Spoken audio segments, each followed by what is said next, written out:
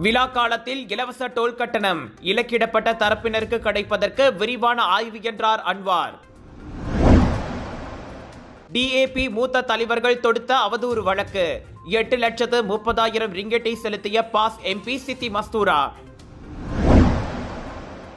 Penang விழா தளத்தில் சுகாதார அதிகாரிகள் அதிரடி சோதனை, கலகலத்து போன வியாபாரிகள். இவ்வாண்டு தைப்பூசத்தில் தேங்காய் விநியோகம் பற்றாக்குறை என்பதால் விலை உயரக்கூடும். சீனாவில் வளர்ப்பு பூனையால் பெண்ணின் வேலை பறிபோனது.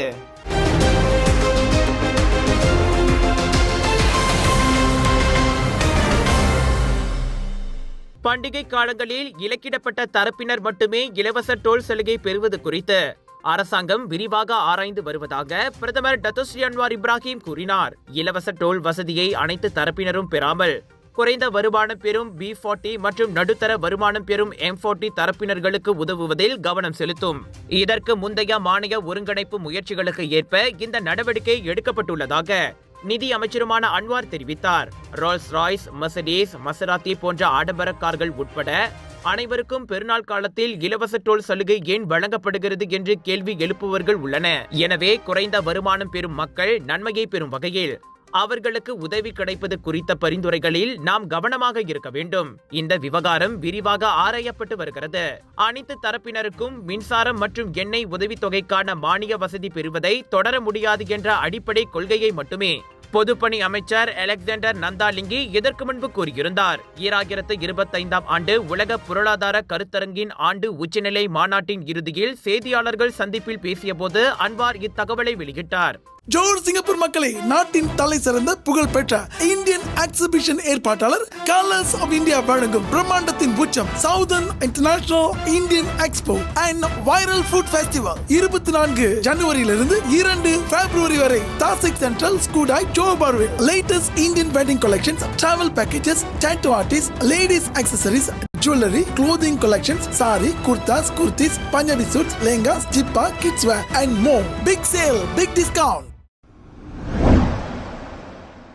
டிஏபி மூத்த தலைவர்கள் மூவர் கொடுத்த அவதூறு வழக்கில் பாஸ் கட்சியின் நாடாளுமன்ற உறுப்பினர் சித்தி மஸ்தூரா முகமது 8,30,000 ரிங்கெட்டை இழப்பீட்டுத் தொகையாக செலுத்தியுள்ளார். இரு தரப்புக்கும் இடையில் காணப்பட்ட இணக்கத்தின்படி அத்தொகை செலுத்தப்பட்டுள்ளது. மேல்முறையீட்டு மனு மீதான தீர்ப்பு வரும் வரை அப்பணம் அரசாங்க தலைமை வழக்கறிஞரின் கணக்கிலேயே இருக்கும் என சித்தி மஸ்தூராவின் வழக்கறிஞர் யூசுப் யூசுப் கூறினார். மறைந்த மலாயா கம்யூனிஸ்ட் கட்சியின் தலைவர் சின் பெங்குடன் தங்களை தொடர்புபடுத்தியதற்காக லீம் கிட் சியாங், லீம் குவான் எங், த்ரேசா கோக் ஆகிய 3 டிஏபி தலைவர்களும் சித்தி மஸ்தூரா மீது அவ்வழக்கை தொடுத்திருந்தனர். வழக்கை விசாரித்த பினாங்கு ஜார்ஜ்டவுன் உயர்நீதிமன்றம் அம்மூவருக்கும் சித்தி மஸ்தூரா மொத்தமாக 7,50,000 ரிங்கெட்டை இழப்பீடாக வழங்க வேண்டும் என உத்தரவிட்டது. குறிப்பாக கீட் சியாங்கிற்கு 3 லட்சம் ரிங்கேட், குவான் எங்கிற்கு 2,50,000 ரிங்கேட் மற்றும் த்ரேசாவுக்கு 2 லட்சம் ரிங்கேட்டை வழங்க உத்தரவிடப்பட்டது. அதோடு செலவு தொகையாக மூவருக்கும் தலா 25,000 ரிங்கேட்டை தருமாறும் சித்தி மஸ்தூரா பணிக்கப்பட்டார். அந்த பல பதாஸ் நாடாளுமன்ற உறுப்பினர் மேற்கண்ட அபராதத்தை செலுத்த தவறினால் ஆண்டுக்கு 5 விழுக்காடு வட்டியையும் சேர்த்து வழங்க வேண்டும் என நீதிபதி உத்தரவிட்டார். அத்தீர்ப்பின் அமலாக்கத்தை நிறுத்தி வைக்க சித்தி மஸ்தூரா கோரியிருந்த நிலையில் இத்தொகையை செலுத்தியுள்ளார். பினாங்கு சுங்கைநிபோங்கில் நடைபெறும் பினாங்கு விழா தளத்தில் சுகாதார அதிகாரிகள் மேற்கொண்ட அதிரடி சோதனையால் வியாபாரிகள் கலவரமடைந்தனர். அதிகாரிகளை எதிர்பார்க்காத அவர்கள் பதற்றத்தில் ஏப்ரன், மேலங்கி, துணியையும் காலணியையும் தேடினர். திமோர் லாவோட் மாவட்ட சுகாதார அதிகாரிகள் விசாரித்த போது அதுபோன்ற விதிமுறைகள் இருப்பது தங்களுக்கு தெரியாது என சில வியாபாரிகள் கூறியதாக உணவு பாதுகாப்பு மற்றும் தரக்கட்டுப்பாட்டு அதிகாரி சசிகுமாரன் தெரிவித்தார். இன்னும் சிலர் உணவுகளை கையாள்வதற்கான சான்றிதழை வைத்திருக்கவில்லை, என்டிடிஃபாய்ட் தடுப்பூசியை போடவில்லை என்பதும் கண்டறியப்பட்டது. உணவங்காடிகளின் சுத்தம் அதிருப்தி அளிக்கும் வகையில் இருந்ததோடு குண்டும் குழியுமாக இருக்கும் தரையில் மழைநீர் தேங்கி துர்நாற்றமும் வீசியது. 3 மணி நேர சோதனையில் 43 உணவங்காடிகள் பரிசோதனைக்கு உட்படுத்தப்பட்டு அவற்றில் 30 கடைகளுக்கு அபராதங்கள் விதிக்கப்பட்டன. 13 உணவங்காடிகள் மட்டுமே நிர்ணயிக்கப்பட்ட உணவு பாதுகாப்பு மற்றும் தரக்கட்டுப்பாட்டை பூர்த்தி செய்திருந்தன. பினாங்கு விழா தளத்தில் முதன்முறையாக அத்தகைய சோதனை மேற்கொள்ளப்பட்டுள்ளது.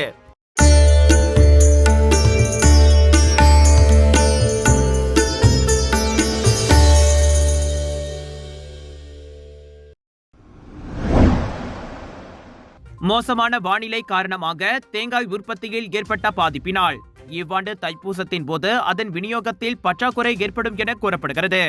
இதனால் பிப்ரவரி 11ஆம் தேதி நடைபெறும் தைப்பூச விழாவின் போது பக்தர்கள் கூடுதல் விலை கொடுத்து தேங்காய்களை வாங்க வேண்டிய சூழ்நிலை ஏற்படலாம். செப்டம்பர் மாதம் தொடங்கி தொடர்ந்து மழை பெய்து வருவதால் தேங்காய் உற்பத்தி பாதிக்கப்பட்டதாக பினாங்கை சேர்ந்த தேங்காய் விநியோகிப்பு கடையின் நிர்வாக இயக்குனர் ஜோல் ஜெயச்சந்திரன் தெரிவித்தார்.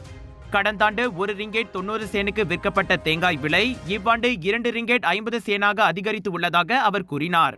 கடந்த ஆண்டு தைப்பூசத்தின் போது 70,000 தேங்காய்களை விநியோகித்ததாகவும் இவ்வாண்டு தைப்பூசத்திற்கு 30,000 தேங்காய்களை மட்டுமே ஒதுக்கியுள்ளோம். முதலில் வருவோருக்கு முதலில் விற்கப்படும் என்ற அடிப்படையில்தான் எங்களது விற்பனை இருக்கும் என அவர் கூறினார். இதனிடையே நாடு முழுவதிலும் தேங்காய் விநியோகத்தில் பற்றாக்குறை இருக்கும் என பேரா சித்யாவனை சேர்ந்த தேங்காய் விநியோகிப்பாளர் அன்பரசனும் கூறியுள்ளார். முன்பெல்லாம் 15,000 தேங்காய்கள் தினசரி விநியோகத்திற்கு கிடைக்கும். இப்போது 4,000 முதல் 5,000 தேங்காய்கள் கூட கிடைக்கவில்லை என அவர் தெரிவித்தார். எங்க வீட்ல எல்லாரும் தினமும் காலையில ரெயின் ஆயில் வெர்ஜின் கோகனட் ஆயில குடிக்கிறோம். நீங்களும் தினமும் ரெயின் ஆயில் வெர்ஜின் கோகனட் ஆயில குடிங்க. எப்பவுமே புத்துணர்ச்சியோட இருங்க. ஒவ்வொரு பொழுதும் ரெயின் ஆயிலுடன் தொடங்குங்கள். லாஸ் ஏஞ்சலஸிற்கு வடக்கே நேற்று புதிதாக ஏற்பட்ட காட்டுத்தீ விரைவாக பரவியதால் ஏற்கனவே தீயினால் பெரிய அளவில் பாதிக்கப்பட்ட பகுதியில் இருந்து மக்கள் வெளியேறும்படி உத்தரவு பிறப்பிக்கப்பட்டது. கேஸ்டெக் ஏரிக்கு அருகே மலைப்பகுதியில் ஏற்பட்ட தீயினால் 2 மணி நேரத்திற்கும் மேலாக 2,000 ஹெக்டருக்கும் கூடுதலான பகுதிகள் அழிந்தன.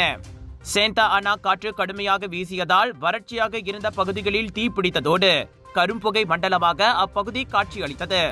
அந்த ஏரியை சுற்றி குடியிருந்த சுமார் 19,000 மக்கள் வெளியேறும்படி உத்தரவு பிறப்பிக்கப்பட்டது. சேண்டா கிளேரித்தா நகருக்கு அருகே லாஸ் ஏஞ்சலஸில் இருந்து 35 மைலுக்கு அப்பால் அந்த ஏரி அமைந்துள்ளது. ஏற்கனவே பெரிய அளவில் ஏற்பட்ட மோசமான 2 தீ விபத்து சம்பவங்களினால் சுமார் 20 பேர் உயிரிழந்ததோடு பெரிய அளவிலிருந்து கிரேட்டர் லாஸ் ஏஞ்சலஸ் வட்டாரம் இன்னும் மீளாத நிலையில் புதிதாக மீண்டும் காட்டுத்தீ பரவியுள்ளது அங்குள்ள மக்களிடையே மேலும் கவலையையும் அச்சத்தையும் ஏற்படுத்தியுள்ளது. கள்ளக்குடியேறிகளை முறியடிக்கும் முயற்சியை தீவிரப்படுத்தும் வகையில் மெக்சிகோ எல்லைக்கு கூடுதலாக 1,500 ராணுவ வீரர்களை அனுப்புமாறு அமெரிக்க அதிபர் டொனால்ட் ட்ரம்ப் உத்தரவிட்டுள்ளார். அவர்களில் 1,100 பேர் தரைப்படையினர், 500 பேர் கடற்படையினர் ஆவர். அந்த கடற்படையினர் உண்மையில் கலிபோர்னியா காட்டுத்தீயை அணைக்கும் பணிகளுக்கு உதவ அழைக்கப்பட்டிருந்தனர்.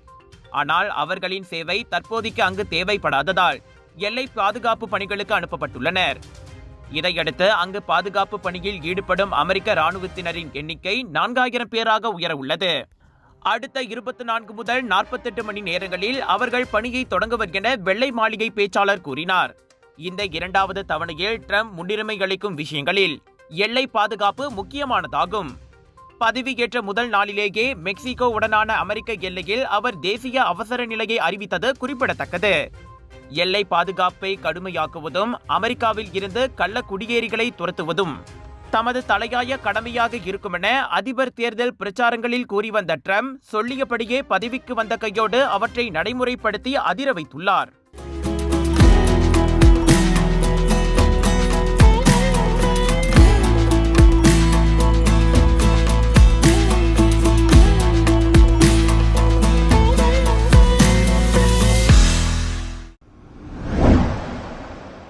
தென்மேற்கு சீனாவில் வளர்ப்பு பூனையால் பெண்ணின் வேலையே பறிப்போயிருக்கிறது. 25 வயது அப்பெண் வேலையிலிருந்து ராஜினாமா செய்யும் கடிதத்தை தயார் செய்து மின்னஞ்சலில் வைத்திருந்தார். எனினும் அதனை முதலாளிக்கு அனுப்ப அவருக்கு மனம் வரவில்லை. அதற்கு காரணம் வருமான இழப்பு ஏற்பட்டுவிடும் என்பதே. அதோடு வீட்டில் வளர்த்து வரும் 9 பூனைகளை பராமரிக்கவும் பணம் வேண்டும். எனவே ராஜினாமா கடிதத்தை முதலாளிக்கு அனுப்பாமல் மின்னஞ்சலிலேயே அவர் வைத்துள்ளார். எனினும் அவரின் துரதிர்ஷ்டம் வீட்டிலுள்ள ஒரு பூனை மேசை மீதேறி மடிக்கணினியின் என்டர் பொத்தானை தவறுதலாக அழித்துவிட்டது. ராஜினாமா கடிதமும் முதலாளியின் மின்னஞ்சலுக்கு போய் சேர்ந்துவிட்டது. பதறியடித்து முதலாளியை தொடர்பு கொண்டு பூனையின் மீது அப்பெண் பழியை போட்டாலும் முதலாளி கேட்கவில்லை. ராஜினாமாவை ஏற்றுக்கொண்டு அப்பெண்ணை வேலையிலிருந்து நிறுத்திவிட்டார். வேலை போனது கவலை என்றாலும் பூனை மீது அவருக்கு கோபம் வரவில்லை. அந்த பூனையோடு சேர்த்து 9 பூனைகளுக்கும் தீனி போட வேண்டும் என்பதால் சீக்கிரமே புதிய வேலை தேட அப்பெண் உறுதி பூண்டுள்ளார்.